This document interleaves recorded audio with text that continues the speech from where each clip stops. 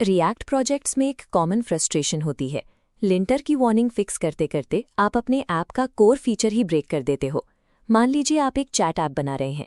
आपने एक use effect लिखा है जो चैट रूम से कनेक्ट होता है और एक इज म्यूटेड टॉगल है नोटिफिकेशंस के लिए। रिएक्ट का लिंटर कहेगा कि अगर आपने इज म्यूटेड को इफेक्ट के अंदर यूज किया है तो उसे डिपेंडेंसी अरे में डालना ही पड़ेगा। आप वार्निंग हटाने के लिए उसे वहां लिख देते हो। पर अब एक नई प्रॉब्लम शुरू हो गई। हर बार जब यूजर म्यूट बटन क्लिक करता है आपका चैट कनेक्शन टूटता है और फिर से कनेक्ट होता है। बैकग्राउंड प्रोसेसेस को बार बार रीस्टार्ट करना इनएफिशिएंट है। हमें एक ऐसा रास्ता चाहिए जहां हम लेटेस्ट स्टेट को पढ़ सकें बिना इफेक्ट को ट्रिगर किए। रिएक्ट प्रोजेक्ट्स में एक कॉमन फ्रस्ट्रेशन होती है। लिंटर की वार्निंग फिक्स करते करते आप अपने ऐप का कोर फीचर ही ब्रेक कर देते हो। मान लीजिए आप एक चैट ऐप बना रहे हैं। आपने एक यूज इफेक्ट लिखा है जो चैट रूम से कनेक्ट होता है और एक इज म्यूटेड टॉगल है नोटिफिकेशंस के लिए। रिएक्ट लिंटर फोर्स करता है कि इज म्यूटेड को डिपेंडेंसी एरे में डालो। आप वार्निंग हटाने के लिए ऐड कर देते हो। पर अब एक प्रॉब्लम है। हर म्यूट क्लिक पर चैट कनेक्शन टूटता है और रिकनेक्ट होता है। बैकग्राउंड प्रोसेसेस को बार बार रीस्टार्ट करना इनएफिशिएंट है। हमें एक रास्ता चाहिए जहां हम लेटेस्ट स्टेट को पढ़ सकें बिना इफेक्ट को ट्रिगर किए। इसका सल्यूशन है यूज इफेक्ट इवेंट। ये हुक उन चीज़ों को अलग कर देता है जिन्हें रिएक्ट करना चाहिए और उन्हें जो बस होनी चाहिए। इसे समझने के लिए एक लाइव न्यूज़ ब्रॉडकास्ट का एग्जाम्पल लेते हैं। आपका मेन यूज इफेक्ट एक न्यूज़ एंकर की तरह है। ब्रॉडकास्ट एक कंटिन्यूअस प्रोसेस है जो चलती रहनी चाहिए। यूज इफेक्ट इवेंट यहाँ टेलीप्रॉम्प्टर का काम करता है।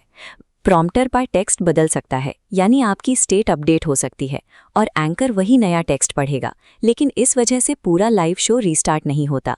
ये हुक आपके इफेक्ट्स को लेटेस्ट डेटा पीक करने की परमिशन देता है बिना रिकॉर्ड में आए।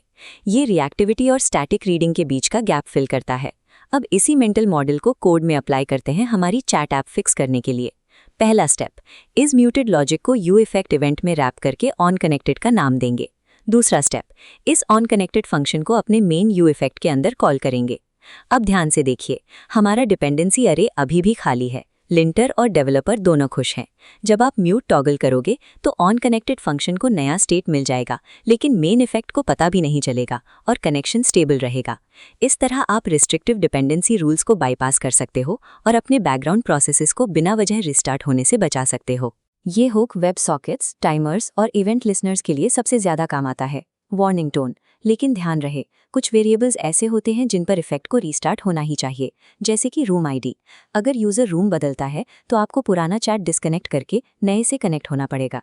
ऐसे वेरिएबल्स हमेशा स्टैंडर्ड डिपेंडेंसी अरे में ही जाएंगे। सिर्फ उन वेरिएबल्स को इवेंट हुक में डालिए जिन्हें आप बैकग्राउंड में बिना किसी शोर के रीड करना चाहते हैं।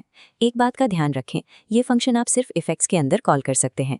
जब रिएक्ट यूआई कैलकुलेट कर रहा हो, यानी कंपोनेंट फंक्शन के मेन बॉडी में, तब इसे कॉल ना करें। सीनियर डेव टिप, इन फंक्शंस का नाम हमेशा ऑन समथिंग रखें, जैसे ऑन टिक या ऑन मैसेज। इससे तुरंत पता चल जाता है कि ये एक इफेक्ट इवेंट है। इससे आपके ऐप की परफॉर्मेंस बेहतर होती है, क्योंकि आप नेटवर्क कनेक्शंस और क्लीनअप लॉजिक को बार बार रन करने का ओवरहेड बचा लेते हैं। ये अन सिचुएशंस के लिए एक स्पेसिफिक टूल है, जहां आपको डेटा चाहिए पर रिएक्शन नहीं। React to changes, read in silence. Use effect event को सही से यूज करके आप अननेसेसरी री-रेंडर्स और नेटवर्क ड्रॉप्स को खत्म कर सकते हैं। Happy coding.